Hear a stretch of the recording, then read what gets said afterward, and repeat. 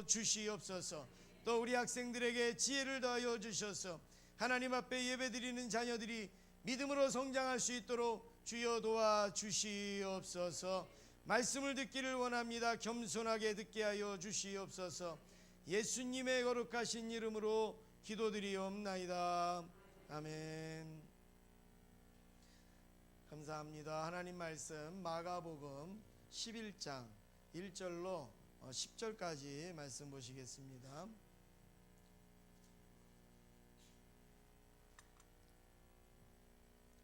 마가복음 11장 1절로 10절까지의 말씀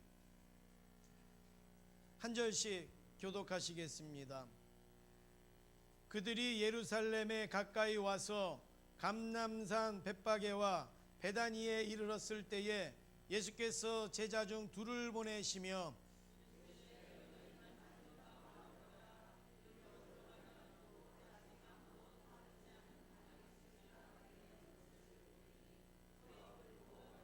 만일 누가 너희에게 왜 이렇게 하느냐 묻거든 주가 쓰시겠다 하라. 그리하면 즉시 이리로 보내리라 하시니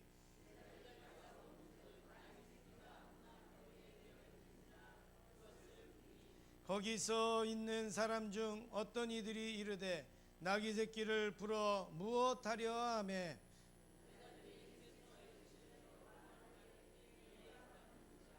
나귀 새끼를 예수께로 끌고 와서 자기들의 겉옷을 그 위에 얹어 놓음에 예수께서 타시니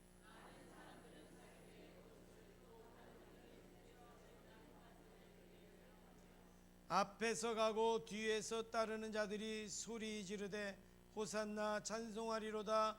주의 이름으로 오시는 이여 찬송하리로다.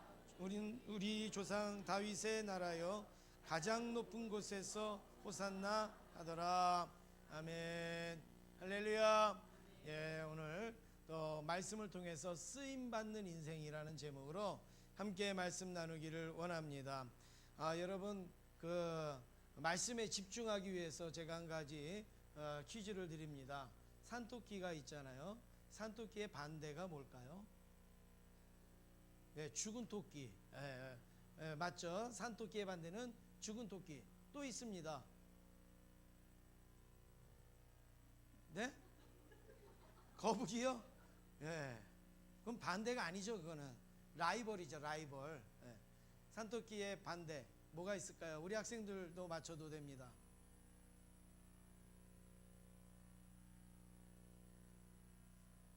네, 집토끼. 집토끼도 반대가 되겠죠. 예. 이게 답이 맞으면 나옵니다. 이제 또 뭐가 있을까요?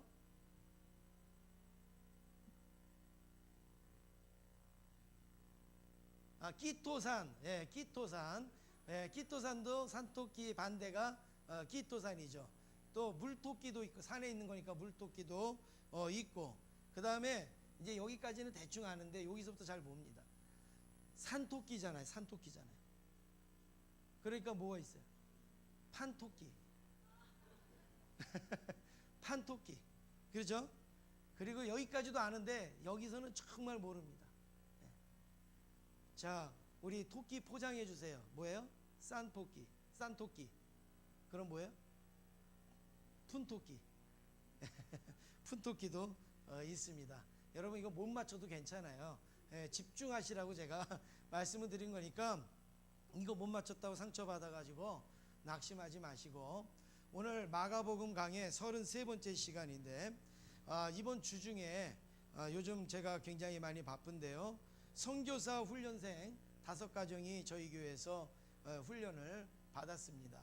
27살 청년부터 50대 후반까지 참여했는데 이번에 훈련을 받으면서 어떻게 우리 교회 현장에서 이렇게 같이 막 통성기도도 하고 막 위에서 통성기도 하니까 일하던 분들이 놀래가지고요. 뭔 일이 일어났나 그리고 막 쳐다보고 그랬습니다. 그리고 또 말씀도 나누고 식사도 했습니다. 아주 유익한 그런 시간이었는데 여러분 이번에 선교사 훈련에 관심과 사랑을 베풀어 주신 우리 성도님들과 또 교회에 감사를 드립니다. 우리 오늘 말씀을 통해서 첫 번째로 살펴보면 은혜의 집에 살리라는 제목으로 함께 말씀을 나누면, 예수님은 계속 어디로 올라가시는 중이에요? 요즘 예루살렘으로 올라가시는 중이에요. 예루살렘이 뭐 우리 여기 뒤에 있는 까치산 같이 그냥 이렇게 바로 올라갈 수 있는 그런 산이 아니라 아주 먼 거리에서부터 지금 점점 예루살렘으로 올라가는 그런 곳이라는 거죠. 그런데 지금 지난주에 어디를 지났는가 하면 여리고를 지났어요. 그런데 여리고에서부터 예루살렘이 어떤 지형인가 여러분이 한번 한눈에 이해하시려고 그림을 가져왔는데, 오른쪽 밑에 있는 부분이 여리고예요. 여리고. 그리고 예루살렘이 저 왼쪽 끝에 있는 것이 여리고입니다. 예루살렘이에요. 그리고 그 여리고는 바다보다 250m 낮은 거예요. 그리고 예루살렘은 한 800m 고지대에 있습니다. 그래서 여리고하고 예루살렘과의 이 간차가 얼마나 되죠? 약 1000m, 약 1000m 정도가 되어지는 거예요. 그래서 지금 예루살렘으로 계속 우리가 올라간다 그러잖아요. 올라간다 그러잖아요. 수도니까 올라가기도 하지만 높은 곳에 있어서 계속 지금 올라가고 있는 그런 가운데에 지금 오늘 본문의 말씀이 나오는데, 1절 말씀을 같이 읽으시겠습니다. 1절입니다. 그들이 예루살렘에 가까이 와서 감람산 벳바게와 베다니에 이르렀을 때에 예수께서 제자 중 둘을 보내시며, 지금 예루살렘에 가까이 왔어요. 그래서 예루살렘 그 맞은편에 아까 이렇게 올라왔던 산이 무슨 산인가 하면 감람산입니다. 감람산. 그리고 그 감람산 주변에 벳바게라는 동네가 있고 베단이라는 그런 동네가 있는 거예요.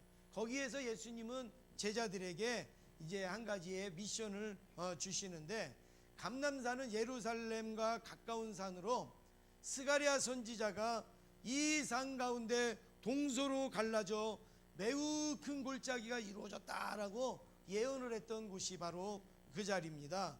그런데 거기에 벳바게와 베다니가 있는데, 사람들이 어느 동네를 생각하면 떠오르는 것이 있습니다. 떠오르는 게 있어요. 저는 자랄 때 영등포에서 자랐는데, 영등포 하면 떠오르는 게 뭔가 하면, 제가 그네 타다가 떨어져 가지고 여기에다 맞아 가지고 여기가 쫙 찢어진 적이 있어요. 그래갖고 막 피를 엄청 쏟았습니다. 영등포 하면 그 생각이 납니다. 여러분도 어느 지역 하면은 무슨 생각이 나잖아요. 거기서 내가 돈을 많이 벌었다든지, 아니면 내가 거기서 내 아내를 만났다든지, 뭐 이런 어떤 그 추억이 있지 않습니까? 예수님도 베다니 그러면은 정말로 예수님도 떠오르는 있는데, 그게 누군가 하면 세 남매가 떠오르는 거예요.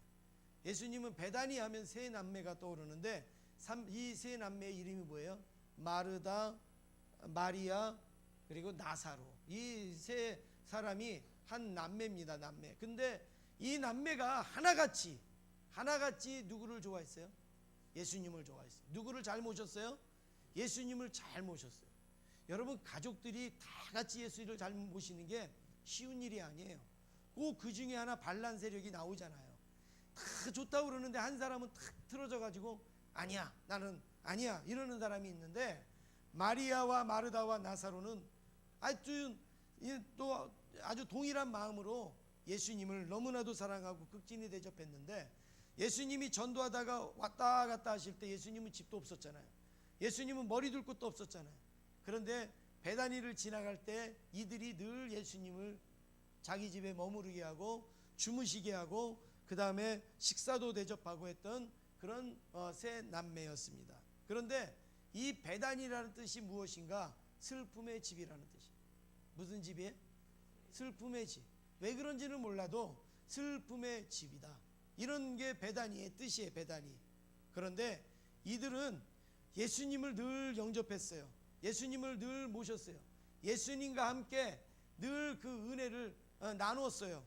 그래서 이들은 베다니, 슬픔의 집이라는 동네에 살았지만 결코 이들은 슬픔의 집에 살지 아니하고 은혜의 집에 살게 되어진 거죠.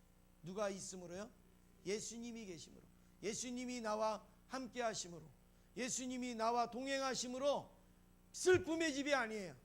은혜의 집이에요. 환경은 슬픔이에요. 그리고 상황은 어려움이에요. 괴로움이에요.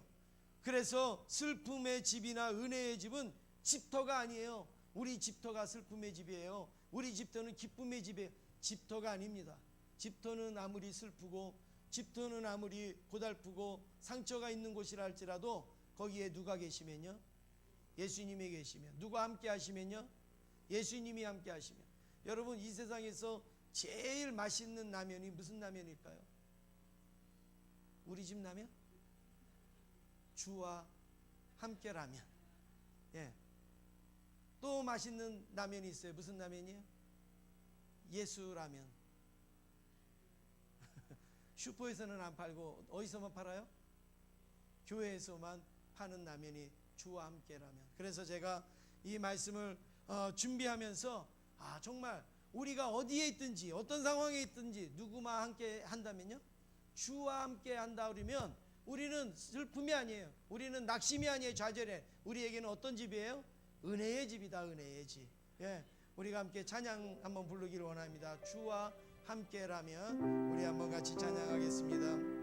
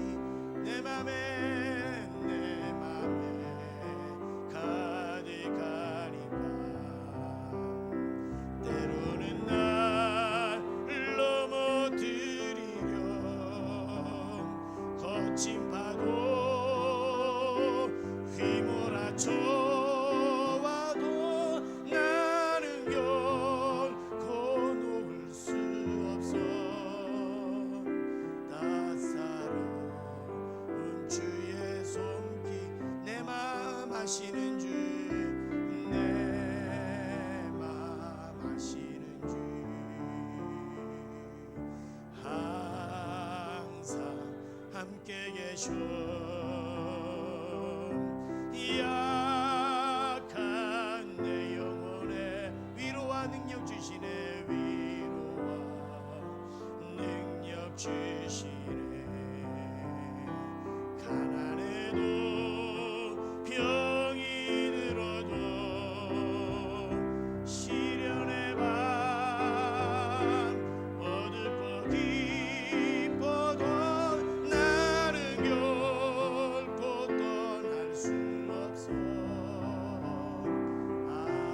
아름다운 주의 나라를. 할렐루야. 여러분, 슬픔의 집에 사신다 할지라도 은혜의 집으로 주와 함께하면서 바꾸시기를 원합니다. 두 번째로 살펴볼 때 하나님의 섭리입니다.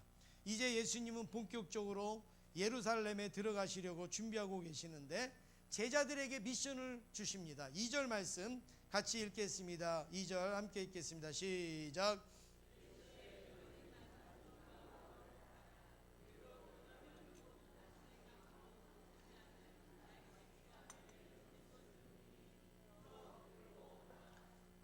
예수님이 제자들에게 주신 미션이 무엇입니까? 아무도 타보지 아니하는 나귀 새끼를 풀어오라는 겁니다. 이거는 그냥 예수님이 즉흥적으로 하신 말씀이 아니라 구약에 이미 예언하신 말씀인데 스가랴 9장 9절 말씀에 보시면 시온에 따라 크게 기뻐할지어다 예루살렘에 따라 즐거이 부를지어다 보라 내 왕이 내게 임하시나니 그는 공의로우시며 구원을 베푸시며 겸손하여서 나귀를 다시나니 나귀의 작은 것 곧 나귀 새끼니라. 할렐루야.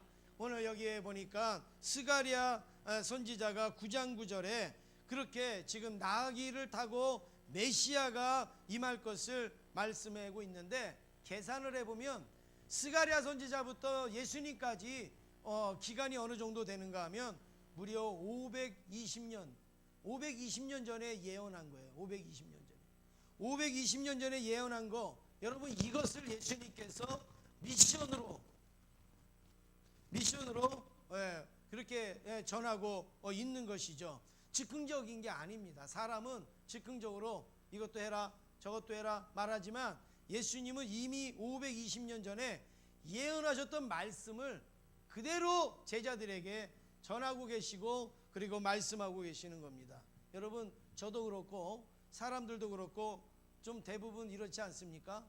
제가 이야기를 해놓고, 제가 우리 반주자한테 이야기를 해놓고 나중에 한참 지나가지고 또 처음 얘기하는 것처럼 얘기할 때가 있죠. 그 들은 사람은 기억을 하고 있는데 얘기하는 사람은 처음 얘기한 것처럼 얘기할 때 이걸 들었다고 얘기해야 되나 그냥 또 들어야 되나 막 이런 고민이 있을 때가 있고, 또 아주 좀 더 심한 사람은 어떤 사람이 있습니까? 내가 그 사람한테 이야기를 해줬는데 나중에 가보니까 그 사람이 나한테 그 이야기를 해주는 거 있잖아요. 그런 거 알아? 이러면서 막 나한테 얘기하고 그거 내가 얘기한 건데, 이렇게 되어져. 사람이 정확한 것 같고 사람이 실수가 없는 것 같지만, 여러분 사람이 이렇게 부족한 존재입니다.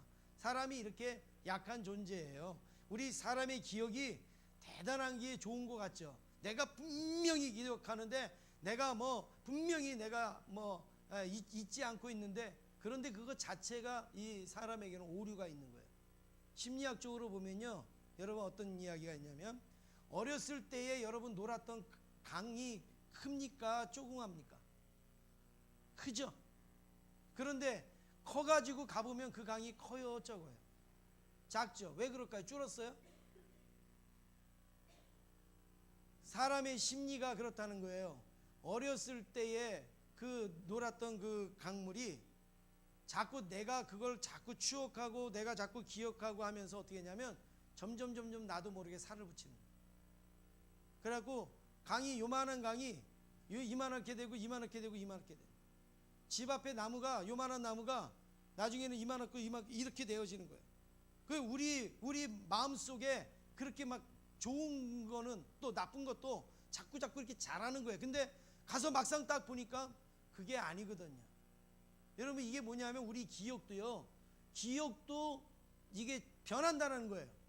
나는 분명히 기억하고 있고 나는 분명히 그것을 인식하고 있지만, 인식하는 가운데 조금씩 자기도 모르게 바뀌는 거예요. 자기도 모르게 바뀌는 거예요.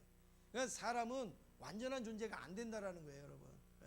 내가 두 눈으로 똑바로 봤는데, 아무리 두 눈으로 똑바로 보고 두 귀로 똑바로 들었어도 그 사람의 눈 자체가, 귀 자체가, 그리고 우리의 마음 자체가 완벽하지가 못한 거예요.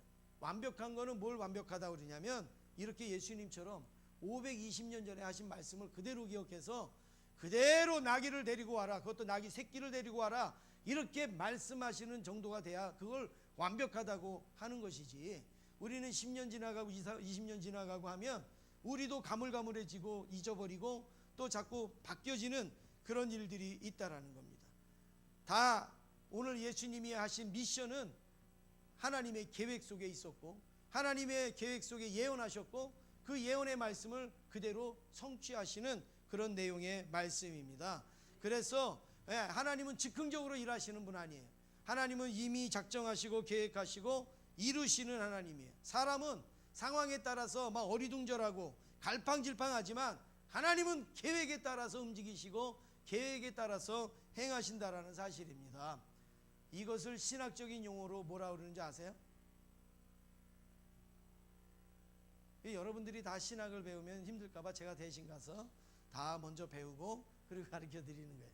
이걸 신학적인 용어로 하나님의 섭리라 이렇게 말하는 거예요. 하나님의 섭리는 계획부터 그리고 또 완성되는 때까지 하나님께서 처음부터 끝까지 다 관여해 가지고 다 이루시는 게 섭리예요. 사람은 못 그러잖아요.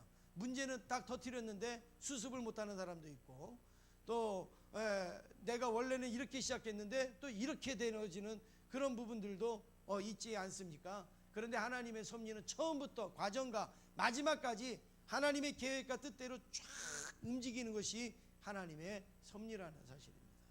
마지막 세 번째, 겸손의 아이콘 예수님을 살펴보기를 원합니다. 아이콘이 뭐죠? 어디 가서 물어보니까 아이콘이 뭐일까? 아이들이 먹는 수준이 비슷해요. 아이들이 먹는 아이스크림 뭐 이렇게 얘기하는데, 아니에요. 그러면 어른이 먹으면 무슨 콘이에요? 어른콘이에요? 그러면 아니잖아요. 그거는 그래서 아이콘은 컴퓨터 화면이나 아니면 우리가 어떤 그림이나 이렇게 할 때에 상징적인 그림을 딱 이렇게 내놓는 게 아이콘이잖아요. 여러분, 저 지금 아이콘이 딱 떴어요. 저게 뭐예요? 코카콜라. 그림만 보면, 모양만 보면 뭔지 우리가 대부분 알 수 있어요. 핸드폰에서도 보면 이렇게 편지같이 이렇게 그려져 있는 거 있어요. 그건 뭐예요? 메시지. 전화통 이렇게 있는 건요, 그건 전화 통화한다. 이게 전부 글씨도 안 써 있고 하지만 그 안에 그 본질이 담겨져 있는 그림을 이렇게 보여주고 있는데, 겸손하면 아이콘이 누구냐면 예수님이라. 겸손하면 아이콘은 예수님이에요. 7절 말씀을 같이 읽겠습니다. 7절 함께 읽겠습니다.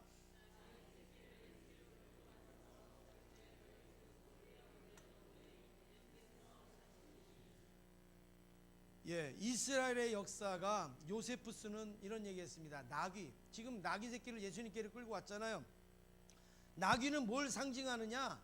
섬김과 봉사를 상징한다. 요세푸스가 이렇게 얘기했어요. 섬김과 봉사를 상징하는 동물이라. 그런데 그 나귀 새끼를 누가 탔는가 하면은 예수님께서 타셨다라는 거죠. 그러니까 섬김과 봉사의 나귀를 타고 오시는 예수님은 바로 그 겸손의 그 자체라는 거예요. 겸손의 아이콘이라는 말씀입니다.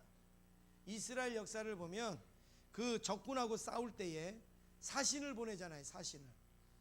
사신을 보내는데, 여러분 좀 덥지 않아요? 더우시죠? 좀 뒤에 거는 끄셔도 될 것 같아요. 사신을 보내는데, 사신을 보내는 두 가지 방법이 있다고 합니다. 하나는 무언가 하면 적과하고 막 싸우려고 할 때, 자 이제 우리가 당신 내 나라 쳐들어갑니다, 이렇게 싸우려고 할 때는 사신이 뭘 타고 가는가 하면 종마를 타고 갑니다. 큰 종마, 아주 우람하고 멋있게 생긴 그 말을 타고 쫙 갑니다. 그래갖고 우리가 당신의 나라에 며칠 날 쳐들어올 테니까 기다리시오, 이렇게 하고 가는 거예요. 그런데 싸우지 아니하고 화해한다든지 아니면 싸울 의사가 없다든지 잘 지내기를 원하고 평화롭기를 원하면 사신이 가는데 뭘 타고 갈까요? 나귀를 타고 가는 거죠. 여러분, 저거 타고 가는데 싸우자고 덤비는 사람 있을까요? 없을까요? 없죠. 여러분 저거 보세요. 띠뚱띠뚱 걷고 저거 갖고 무슨 싸움을 하겠어요. 말을 타고 이러고 오면 당당하게 오니까 싸우자는 거구나, 그렇게 알 수가 있는데, 나귀를 타고 가는 거는 우리 안 싸울 거예요. 우리 싸울 의사가 없어요. 저쪽에서 이제 망을 보는 사람이 벌써 나귀 타고 오는 거 보면 우리랑 화해하자고 하는 이야기구나, 이렇게 얘기해요. 벌써 나귀를 타는 것 자체만으로도 겸손의 모습을 보여준다라는 말씀입니다. 그래서 예수님도 나귀를 타고 예루살렘에 입성하실 때에 바로 이거죠. 통치자로, 막 지배자로 예수님이 예루살렘에 입성하신 게 아니라 겸손의 모습으로 구원을 이루시기 위하여서 나귀를 타고 예루살렘에 입성하셨어요. 그래서 예수님은 겸손의 아이콘이고, 예수님을 믿는 우리는 겸손의 샘플이 돼야 되는 것이죠. 샘플을 보면 본질을 알 수가 있는 거잖아요. 그래서 우리를 보면 예수님이 진짜 겸손이시구나, 예수님이 겸손의 아이콘이구나, 그렇게 할 정도로 우리의 심령이 겸손하여지기를 원합니다. 우리 옆에 있는 분 같이 인사하시겠습니다. 우리는 겸손의 샘플입니다. 우리 인사하겠습니다. 마지막으로 네 번째, 쓸모없는 인생은 하나도 없습니다. 쓸모없는, 지금 이 자리에 아마 우리 학생이나 아니면 우리 성도님들 가운데 나는 쓸모없어, 나는 쓸데없어, 나는 필요 없어, 나는 별로 가치가 없어, 이렇게 생각하는 분들이 있을 수도 있고 앞으로 살아가면서 그런 생각을 가질 수도 있습니다. 그러나 쓸모없는 인생은 하나도 없습니다. 주 안에서. 우리 3절 말씀을 같이 읽겠습니다. 3절 함께 읽겠습니다. 만일 누가 너희에게 왜 이렇게 하느냐 묻거든 주가 쓰시겠다 하라. 그리하면 즉시 이리로 보내리라 하시니. 제자들이 나귀를 끌고 옵니다. 그런데 사람들이 물어봅니다. 누가 이거 끌고 가라고 했느냐? 그랬더니 제자들이 예수님이 시킨 대로 합니다. 주가 쓰시겠다 하라. 그러면 나귀의 주인이 누구예요? 예수님. 기른 거는 나귀의 그 주인이 길렀지만 실질적인 주인은 누군가 하면 예수님이라는 거예요. 예수님이 그 나귀를 왜 끌고 오라 그랬어요? 쓸 데가 있으니까, 필요가 있으니까. 예루살렘에 들어가야 되는데 그 나귀를 타고 예루살렘에 같이 들어가기를 원하시니까 그 나귀를 데리고 오라고 말씀하셨다는 겁니다. 사람이 볼 때 이 나귀의 가치가 얼마나 되겠습니까? 사람이 볼 때 나귀가 고집스럽고 못생겼어도 예수님은 구속의 방편으로 나귀를 사용하고 계시는 거예요. 야, 저 나귀 저 뭐 웃기게 생겼다, 저 나귀 참 고집스럽게 생겼다. 그렇지만 예수님은 그 나귀를 구속사역을 이루는 예루살렘을 들어가는데 함께 타고 들어가셨다는 거예요. 오늘 저와 여러분도 마찬가지. 나는요 배운 것도 없고, 나는 건강하지도 못하고, 나는 돈도 많이 못 벌고, 나는 뭐 공부도 잘 못하고, 뭐 나는 사람들이 뭐 좋아하지도 않고, 나는 외모적으로도 그렇게 뛰어난 것도 없고, 우리 그런 생각이 들 수도 있어요. 그렇지만 여러분, 사람에게는 쓸모없을지 몰라도 하나님은 우리를 쓸모있는 인생으로 만드셨고 그렇게 사용하여 주시는 줄로 믿습니다. 그래서 여러분, 우리를 구속의 파트너로 삼으시고 선교의 파트너로 삼으시고 일하고 계시고 또 교회를 세우는 파트너로 주님께서 오늘도 사용하여 주시는 줄로 믿습니다. 어느 젊은 남녀가 연애를 재밌게 하다가 그리고 딴딴따단 하고 결혼을 착 했어요. 그리고 행복하게 막 살다가 조금 시간이 지났는데 어렵고 힘들 때도 잘 의지하고 잘 견디고 서로 격려하며 살았는데 어느 순간에 말다툼을 딱 하게 됐어요. 말다툼을 딱 하는데 여러분, 남자하고 여자하고 싸우면 누가 이겨요?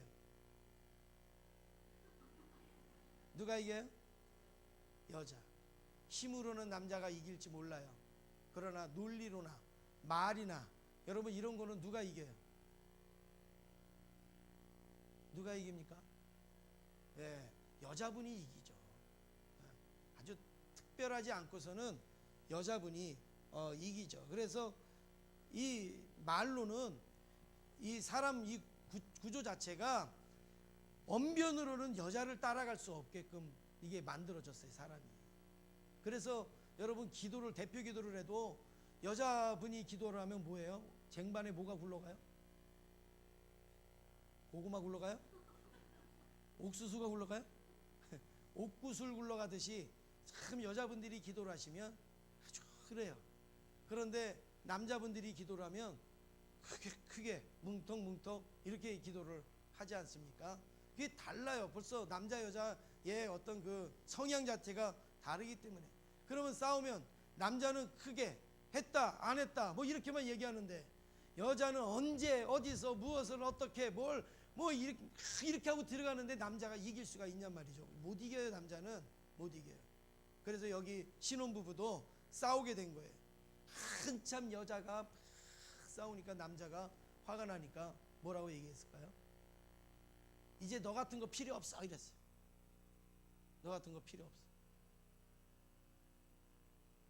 그래서 이혼을 하니 많이 그러다가 간신히 화해를 하고 그리고 간신히 같이 잘 살게 되어졌는데, 살아가면서도 이 아내는 늘 마음속에 뭐가 있을까요? 이 말이 박혀 있는 거예요. 이 말이 꽂혀 있는 거예요. 너 같은 거 필요, 나는 필요 없는 존재인가 봐. 나는 쓸모없는 존재인가 봐. 사람은 이런 말 할 수 있어요. 그런데 하나님은 이런 말씀을 안 하십니다. 권 목사, 너 쓸데없어. 안 그러세요. 아무개 집사 너 필요 없어. 하나님은 그렇게 안 하세요.